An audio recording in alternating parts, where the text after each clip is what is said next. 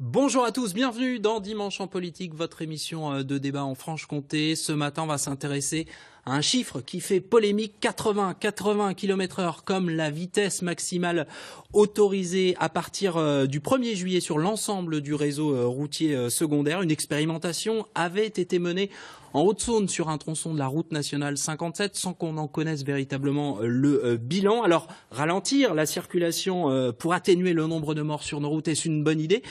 Pourquoi cette perspective irrite tant les automobilistes? Le monde rural sera-t-il pénalisé comme le clame haut et fort l'opposition? On va en débattre avec nos 4 invités que je vous présente tout de suite. Yves Lemaire d'abord, directeur régional de l'association Prévention routière Bourgogne-Franche-Comté. Également sur ce plateau Bernard Daguet de la Fédération française des motards en colère du territoire de Belfort. Et puis 2 élus également sur ce plateau, Alain Joyandé, sénateur Les Républicains de Haute-Saône, conseiller régional également, et Bruno Kern, référent départemental de la République En Marche du territoire de Belfort. Bonjour à tous les 4. Merci d'avoir accepté notre invitation. Comme chaque semaine, vous pouvez commenter l'émission sur les réseaux sociaux avec le mot dièse qui s'affiche, DIMPOLFC comme Dimanche en politique Franche-Comté. Tout au long du débat, je me ferai le relais de vos questions, et elles sont nombreuses, vos questions que vous nous avez envoyées sur le site internet de France 3 Franche-Comté, sur la page de l'émission depuis le début de la semaine. Alors si pour sauver des vies, il faut être impopulaire, j'accepte de l'être. Notre obsession, c'est de sauver toujours plus de vies chaque année sur les routes. C'est Édouard Philippe, le Premier ministre, qui le dit. Monsieur le maire, en quoi limiter la vitesse permet-il de limiter le nombre de morts sur les routes? Écoutez, c'est tout à fait très simple à démontrer. Quand on roule moins vite, on percute moins fort et on s'arrête avant. C'est aussi automatique que cela? C'est aussi automatique que cela, puisque les chiffres le révèlent.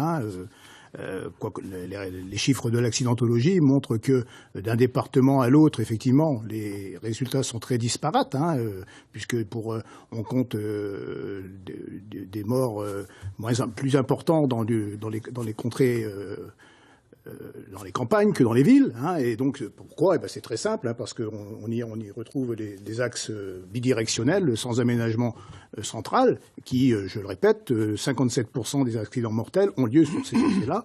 Et c'est la raison pour laquelle je pense que c'est une bonne mesure de limiter à 80 km/h la vitesse des automobilistes sur ces routes. Si c'est aussi efficace, pourquoi on ne connaît pas l'expérimentation sur les 3 tronçons test? Un de ces tronçons était en Haute-Saône, je l'ai dit tout à l'heure. Permettez-moi de vous dire qu'il n'y a pas eu effectivement de révélation officielle sur les mesures qui ont été faites lors de cette période, mais à l'œil nu, on a bien constaté que cette... À l'œil nu, c'est pas très scientifique, excusez-moi. Non, mais on a constaté que durant toute cette période, il y avait de nombreux travaux qui, de facto, obligeaient les gens à ralentir, et je pense que les conclusions qui peuvent en être tirées ne sont pas probantes. Bruno Kern, je vous remercie d'être sur ce plateau. J'avais convié plusieurs parlementaires de la majorité pour venir défendre cette mesure du gouvernement. On a bien compris les mots de la majorité, il faut être courageux pour prendre cette décision. La politique, c'est être courageux. Alors vous êtes courageux, mais on a l'impression quand même qu'à la République En Marche, il y a un petit problème avec cette mesure, non? Je ne sais pas quels sont les parlementaires que vous avez invités. En tout cas, moi, je suis là. Et je représente plus qu'une circonscription, puisque je représente un département. Et je voudrais tout de suite dire que quand on parle des morts qui peuvent être évitées par une telle mesure, il faut être un peu plus précis. Parce que si on parle du nombre de morts sur toute la France, on va dire 300 à 400 morts, en moins, sur un nombre de morts de 3000 sur l'ensemble du territoire. Mais ce qui est le plus important, et ce que je voudrais que les Francs-Comtois comprennent, c'est que ça peut être eux. D'abord parce que les routes secondaires, ce sont les routes qu'ils empruntent. Ils ne les empruntent pas pour partir en vacances, ils ne les empruntent pas pour aller loin. Ils les empruntent pour emmener leurs enfants à l'école, ils les empruntent pour aller au travail. Et généralement, il y a un pic d'accidents vers 18 h quand les gens sortent du travail, ça n'est pas innocent. Et quel est le problème? Le problème est qu'à partir du moment où on a l'habitude de rouler sur des petites routes, sur des petits trajets, on s'affranchit d'un certain nombre de règles de prudence parce qu'on a l'impression d'être chez soi. Et à 10 km/h en moins, on sera plus prudent? Déjà 10 plus attentionné? Alors, déjà 10 km/h en moins, on sera plus prudent, mais sur 25 km, qui est le trajet moyen de tous ceux qui prennent les petites routes, c'est 2 minutes de perdu. Donc ça mérite 2 minutes de ne pas tuer son enfant ou de ne pas rentrer du travail en mourant. Je vais m'adresser à votre voisin pour continuer ce premier tour de table, Bernard Daguet. Donc vous êtes membre de la Fédération française des motards en colère, qui a été à la pointe de la mobilisation ces dernières semaines, encore là, il y a tout juste une semaine en Haute-Saône. Est-ce si inconcevable de rouler un peu moins vite ? Disons, en préambule, on peut dire que, enfin, pour ce qui nous concerne, que dire que la vitesse est un facteur causal et aggravant pour un véhicule en déplacement, c'est une espèce de la palissade quand même. Donc vous donnez raison au gouvernement là-dessus ? Non, pas vraiment, parce que en fait, cette mesure qui consiste à dire, comme j'entendais à l'instant, économiser, du terme, en baissant la vitesse de 10%, économiser 350 ou 400 morts sur l'accidentalité. D'où viennent ces chiffres déjà ? Nous, on pose cette question-là. D'où viennent ces chiffres ? 1% de la, on nous 1% envoie de la ça. vitesse, 1% de la vitesse, 1%. Quand on baisse la vitesse de 1%, on baisse le nombre de morts de 4% sur la route. Donc oui, mais d'où viennent ces chiffres ? C'est la simple application mathématique de ce raisonnement. D'où viennent ces chiffres ? C'est des observations sécurité routière ? L'Office national de la sécurité routière. On n'a pas les résultats et je me suis amusé à lire ce document, qui est un document ministériel. Et en fait, ces chiffres, ils viennent du théorème de Nilsson et Helvig. Ce sont deux mathématiciens norvégiens qui ont travaillé sur la relation entre la vitesse et l'accidentalité. Et qui ont sorti des formules mathématiques, lesquelles formules sont complètement sont réfutées par la Société des calculs mathématiques. Mais Bernard Daguet, quand on vous dit on perd 2 minutes pour un trajet de 25 km, 4 minutes pour 50 km, et ça permet, on va le voir, ça permet de réduire la distance de sécurité de 12 ou 13 mètres, je crois, la distance de freinage, pardon. Ça veut dire quand même que effectivement les chocs sont moins violents et qu'il y a des chocs qui sont évités. Alors déjà, la distance de sécurité, ça veut dire qu'elle est déjà pas respectée actuellement. Je parlais de distance de freinage, pardon. Ou distance de freinage, donc ça veut dire... On s'arrête plus vite, on s'arrête plus rapidement si on roule moins vite. Ça veut dire aussi distance de sécurité, c'est la même chose. Et on pense d'ailleurs avec la limitation de vitesse à 80, quid des camions ? Les camions roulent à 80 actuellement. Donc ça veut dire qu'il y aura plus ce delta de vitesse entre les camions et les voitures. Donc on va avoir des effets d'empilement, on va avoir des effets de compression. Ça va engendrer effectivement des diminutions quant aux distances de freinage, enfin aux distances de sécurité plus exactement. Ça va à mon avis même engendrer des comportements peut-être d'énervement, donc du coup des problèmes de conduite, des digressions.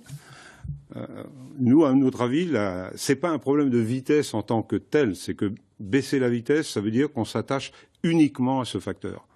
Alain Joyandet, l'opposition, et notamment les Républicains, dont vous êtes un des conseillers politiques, s'est emparé de ce débat et de cette contestation. Est-ce que c'est un débat qu'il faut politiser ? Un peu, parce qu'il y a un problème de méthode. Donc le 80, ce qui vient d'être dit, qui peut contester que si on tape moins fort, ça fait moins mal. Si on tape dans un arbre à 80, ça fera forcément moins mal qu'à 90. Alors pourquoi pas mettre la vitesse à 30 à l'heure alors ? Pourquoi pas ? Allons-y. Et alors on ira au bout de cette logique idiote. Je ne sais pas si vous vous souvenez les uns les autres, mais il y a eu le même débat en 1990 quand on est passé à 50 en ville. Et aujourd'hui, c'est logique pour tout le monde. La question de démontrer que si on tape dans un arbre à 10 km/h, moins vite, ça fait moins mal. Je pense que deux voitures qui se rencontrent, si au lieu d'être à 90, elles sont à 80, ça fait 20 de moins, puisque ça fait 10 d'un côté et 10 de l'autre. C'est pas ça la question. La question, c'est un problème politique. Est-ce que dans un pays comme la France, on peut depuis Paris dire 80 km/h sur toute la France, dans toute la France, quel que soit l'état des routes ? Ça n'a aucun sens. Parce qu'il y a certaines routes sur lesquelles il ne faudrait pas mettre 80, il faudrait mettre 60 ou 50. D'ailleurs, ça existe déjà. C'est d'ailleurs un problème pour les automobilistes qui se font prendre au radar. Parce qu'à un moment donné, c'est comme sur les autoroutes. On ne sait plus à un moment donné si on est à 130, si on est à 110, si on est à 90. Et sur les routes secondaires, c'est la même chose. Vous avez un panneau qui arrive d'un seul coup, paf, c'est 70. Et puis après, c'est 50. Et donc, quand vous conduisez aujourd'hui, l'automobiliste, il ne peut faire vraiment que cela. Donc je pense qu'il y a un problème politique. C'est cette décision qui tombe de Paris pour tout le monde pareil. Et une fois de plus, et là, si vous le permettez, en 2 minutes, je voudrais dire que, au-delà de cette décision, sans aucune concertation avec le Parlement, sans aucune contestation avec les associations d'usagers. Mais c'est le principe du code de la route. C'est le même. Non, pas du tout. Non, mais ça passe pas par un vote à l'Assemblée nationale, le code de la route. On pourrait très bien envisager, il y a des préfets dans nos départements, il y a des élus, on pourrait très bien envisager une subsidiarité pour dire il faut faire quelque chose pour la sécurité routière. Il y a des associations. On pourrait dire département par département, en fonction du contexte, on va mettre telle route à 70, telle route à 80. Alors c'est justement une des questions. Telle questions. route à 90. Je voudrais juste terminer pour dire une chose. C'est la même chose que toutes les décisions qui viennent de tomber sur le logement, sur la fiscalité, sur les retraités, tout ce qui tombe de Paris aujourd'hui, ça s'empile contre nos régions, contre nos départements ruraux, et c'est ça que je suis en train de ressentir. On revient à la vitesse sur les routes, Alain Joyandet, avec une question de contestation des départements ruraux qui sont pilonnés depuis une question de Joro qui vous dit justement pourquoi ne pas mettre à 80 km/h les lieux dangereux. Yves Lemaire. Mais ce monsieur est logique. C'est une question logique, mais de se mettre à 80 là où c'est dangereux et laisser à 90 là où ça l'est pas, parce que les gens sentent ça comme du racket. Hein. Yves Lemaire. Si vous me le permettez. Nous, on est justement pour une certaine uniformité, parce que dans l'uniformité, ça apporte une meilleure visibilité. C'est 80. C'est un affichage, quoi. Voilà, c'est 80 désormais sur les routes bidirectionnelles, c'est 80 partout. C'est vrai que je vous rejoins sur le fait que parfois on se demande où on se trouve et sous quel régime de vitesse on roule, mais là au moins on saura que c'est 80 sur les routes bidirectionnelles. Moi, je voudrais intervenir sur les chaussées déformées, notamment, puisque il s'agit de ça. Actuellement, qu'est-ce qu'on a? Lorsqu'on voit une chaussée déformée, qu'est-ce qu'on met? On met un panneau, attention, chaussée déformée, qui coûte 150 €. Derrière, on va mettre un panneau de limitation de vitesse, 70 ou quelque chose comme ça. Et derrière, qu'est-ce qu'on va mettre? Un radar. Pourquoi est-ce un radar qui va payer largement les 2 panneaux qui ont été posés? Pourquoi, si le lieu est dangereux, pourquoi ne pas remodeler ce secteur, refaire un espace routier propre, correct? Ça nous paraît être élémentaire. Bruno Kern, on a eu effectivement beaucoup de questions qui rejoignent ce que vient de nous dire Bernard Daguet. Michel, la rénovation, l'entretien du réseau routier sont des priorités pour garantir la sécurité des usagers, bien avant la réduction de la vitesse. Lionel, qu'ils investissent l'argent prévu pour le changement des panneaux dans l'amélioration du réseau routier. Est-ce que c'était pas ça la priorité avant une mesure uniforme sur la vitesse? Excusez-moi, mais pour reprendre ce qu'a dit Monsieur Joyandet. Je veux bien que vous répondiez aussi aux questions des Bien téléspectateurs. sûr, je rappellerai que c'est pas une compétence de l'État sur les routes départementales.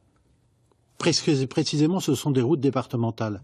Et l'entretien des routes départementales appartient au département. C'est faux, Monsieur Kern. Mais c'est la pas route faux, nationale, la route nationale 19 et la route nationale 57, qui sont les 2 principales nationales en Franche-Comté, ce sont des routes d'État, ce ne sont pas des routes départementales. Il y a eu un transfert. Ah, c'est faux, ce que vous dites. Oui. Ah non, il n'y a pas eu de transfert sur les grands axes. Il y a eu un transfert. Pas du tout. Sur une partie. Pas du tout. Mais la 19 et la 57, qui sont les 2 plus grandes, restent dans le... Non, mais il ne faut pas dire n'importe quoi. Elles sont de la compétence de l'État. Elles ne sont pas de la compétence du département. Certaines routes nationales ont été transférées. Alors, ce ne sont pas les mêmes budgets, mais pourquoi on ne passe pas en Franche-Comté? On parle d'une mesure pour la Franche-Comté, Monsieur Joyandet, ou d'une mesure nationale? Mais vous dites, vous êtes en train de dire que... Vous êtes élu national, Monsieur Joyandet. Vous êtes en train de dire que c'est une compétence du département. Je ne peux pas vous laisser dire que c'est une compétence du département. Sortez de la route qui vous mène... En Franche-Comté, les nationales sont nationales. Sortez de la route qui vous mène de Vesoul aux endroits où vous êtes élu depuis 50 ans. Oui. Et regardez un peu ailleurs, Monsieur Joyandet. Regardez ailleurs, Monsieur J'en connais qui essaient d'être élus depuis 50 ans et qui n'y arrivent pas. Écoutez.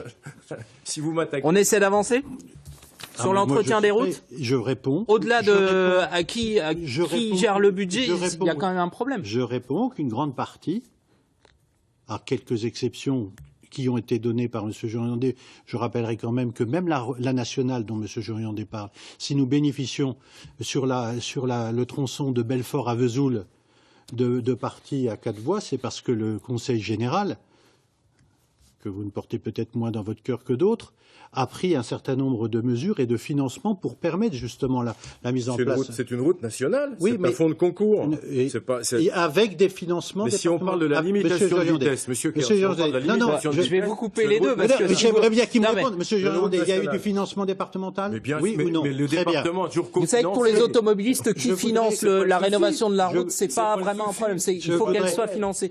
Monsieur le maire, sur cette question de l'entretien des routes et du financement des points noirs. Alors, écoutez, moi, je rejoins tout à fait le fait que nombre de nos routes mériteraient d'être réaménagées, d'être mieux entretenues. Je voudrais quand même revenir sur 2 points. Le fait que nos poids lourds soient maintenant limités à 80 km/h, je rappelle que ça date depuis 1984, donc ça fait 30 ans. En fait, les gens ont inclus ce différentiel de vitesse comme étant une possibilité pour doubler.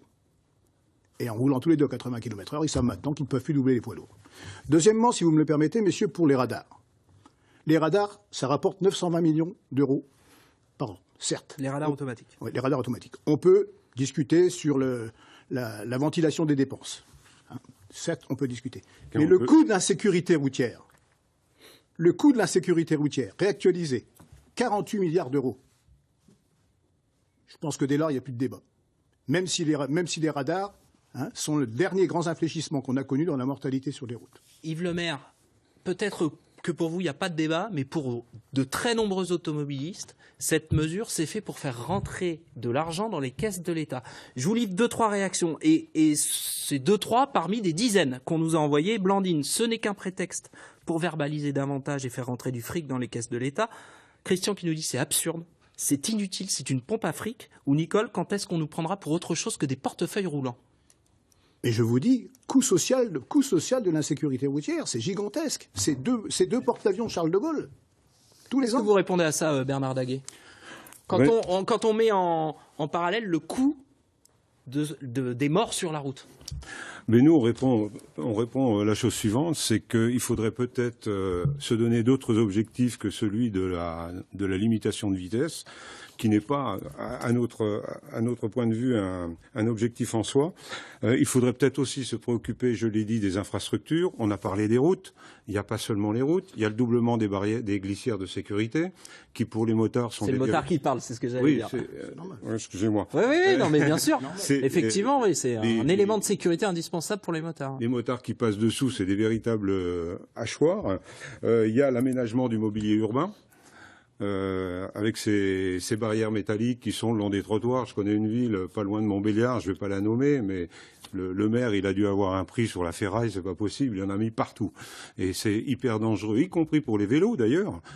Si un vélo percute ces mobiliers urbains, c'est dangereux. Les ralentisseurs, il y a 60% des ralentisseurs qui sont pas aux normes. Des ralentisseurs écrasés, glissants, etc. Des ralentisseurs sont des vrais murs. Donc ça, il faut réformer ces choses-là. Il faut travailler également sur un point qui est, à notre avis, essentiel, qui est la formation et l'éducation. Donc, monsieur, vous en parliez tout à l'heure, on va dans les établissements. Par l'éducation routière jeunesse, c'est notre branche formation jeunesse. On fait des stages moto, c'est notre branche adulte. Également pour les élus, on emmène les élus derrière nos motos pour faire une journée qui s'appelle Motard d'un jour, qui est fort appréciée dans le territoire de Belfort. Je vous inviterai. Et où là, on va sur les points noirs pour discuter avec les aménageurs, les élus, etc., pour savoir pourquoi ils ont fait tel et tel aménagement qui, à notre point de vue, peut avoir un caractère dangereux.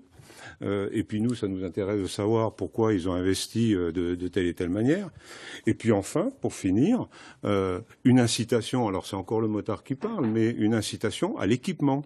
Parce qu'en voiture, on a la carrosserie qui nous protège, on a les airbags, on a le PS et l'ABS, etc. La Joyandet, vous souhaitiez rebondir. Sur la question des motards, parce qu'il se trouve que je suis motard aussi, donc si vous emmenez les élus, peut-être que je pourrais la piloter, ma moto. 3%. Bienvenue dans le territoire. Les motards, c'est 3% de la circulation, c'est 20% des morts.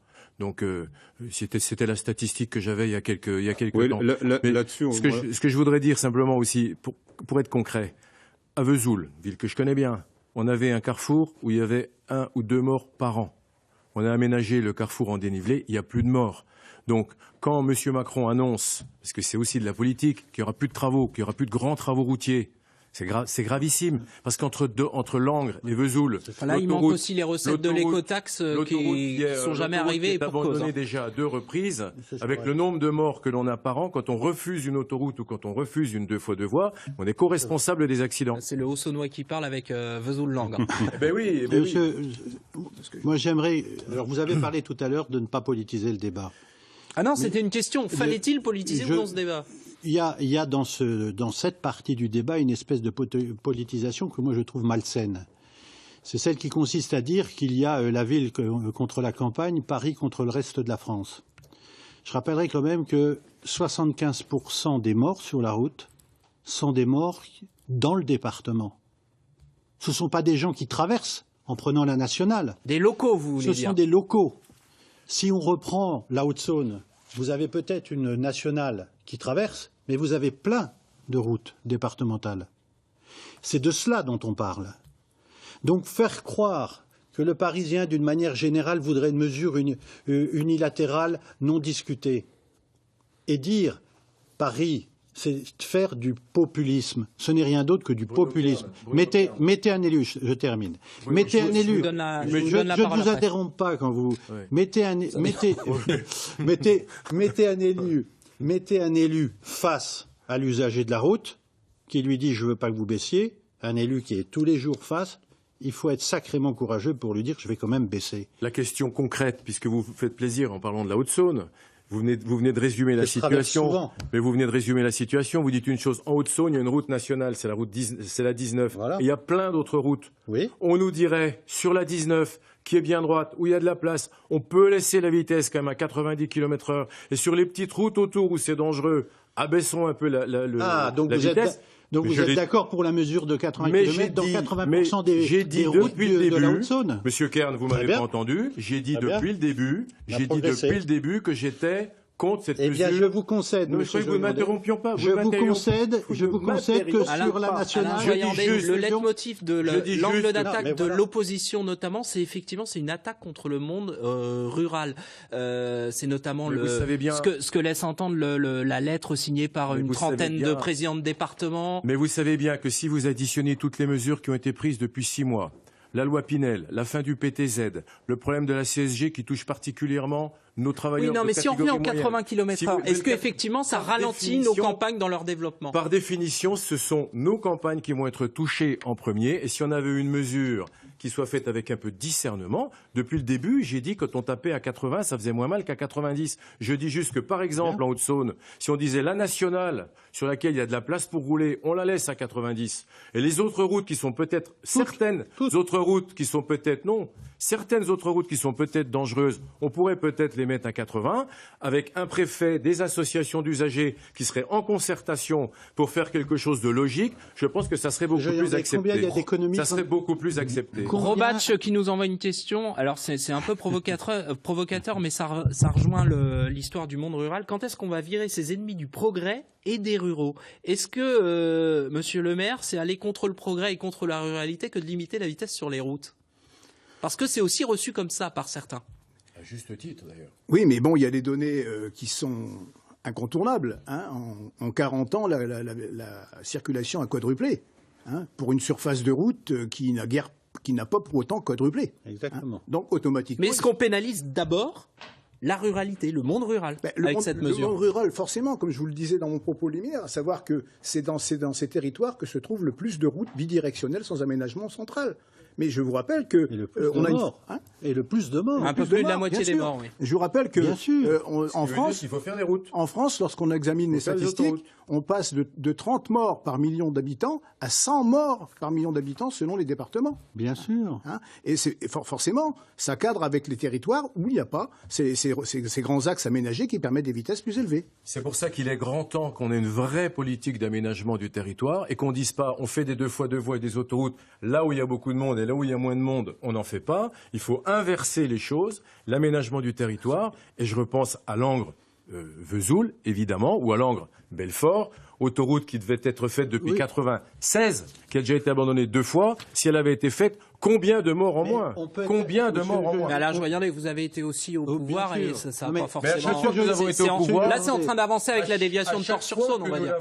La déviation de Port-sur-Saône, c'est quand j'étais au gouvernement. Monsieur Joyandet, et elle se fait seulement maintenant. Mais il y a de la politique dans tout, parce qu'à chaque fois que la droite est au pouvoir, à chaque fois on a décidé de l'autoroute, à chaque fois que la gauche est rentrée avec Madame Voynet notamment, ils ont cassé ne faites pas ce mauvais débat. Avant qu'on arrive à la fin, parce qu'il est bientôt midi, une réflexion de Jean qui nous dit « En 1997, j'ai eu un accident, un type m'est rentré pleine face, il roulait à 110 km/h au lieu de 80. Ceux qui veulent rester à 90 km/h veulent plus de morts, plus de blessés, plus de handicapés. » Qu'est-ce que vous lui répondez à Jean? Monsieur Daguet. Je serais tenté de revenir à ce que je disais tout à l'heure. C'est évident que la vitesse comme facteur causal et aggravant... c'est une espèce d'évidence. Vous le disiez tout à l'heure. Alors roulons à 30. Je ne suis pas persuadé que tout le monde sera d'accord pour rouler à 30. Revenons à des choses un petit peu plus correctes, à savoir la formation.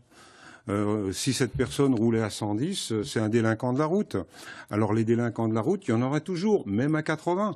Et puis le fait de mettre les routes à 80, ça va faire encore une limitation de vitesse supplémentaire, parce qu'on sait bien que c'est l'enchaînement des modifications de vitesse qui font que les gens prennent des PV, parce qu'entre le passage à 70, à 80, à 90, on revient à 50, on ne sait plus à quelle vitesse on est. Je me suis déjà fait piéger, et bien d'autres avec moi, sur des routes. On pensait devoir être en toute bonne foi à telle vitesse. Ah ben non, je suis pas sur la bonne vitesse. Très rapidement, Yves Le Maire. La vitesse en soi, c'est pas... Très vite, très vite. Ce que je voudrais vous dire très rapidement, là on est confronté à un témoignage vivant. Moi je peux vous dire que de nous quatre, je suis peut-être le seul, mais je suis, de par ma profession, je sais ce que c'est qu'un accident. Un accident, monsieur, c'est une scène de guerre. Hein, vous avez des objets qui sont complètement difformes, des corps qui sont complètement disloqués. Et ça, le pire, monsieur, c'est pas encore ça. C'est quand il faut aller prévenir les gens, leur dire que leur parent est décédé. Là, je peux vous dire que c'est des choses qui vous restent toute la vie. Et quand on dit on peut gagner 250 à 400 Merci à tous les quatre. Il est midi. Tout de suite, l'info avec Florence Sicolella. Profitez bien de votre dimanche. Je vous ai coupé la parole.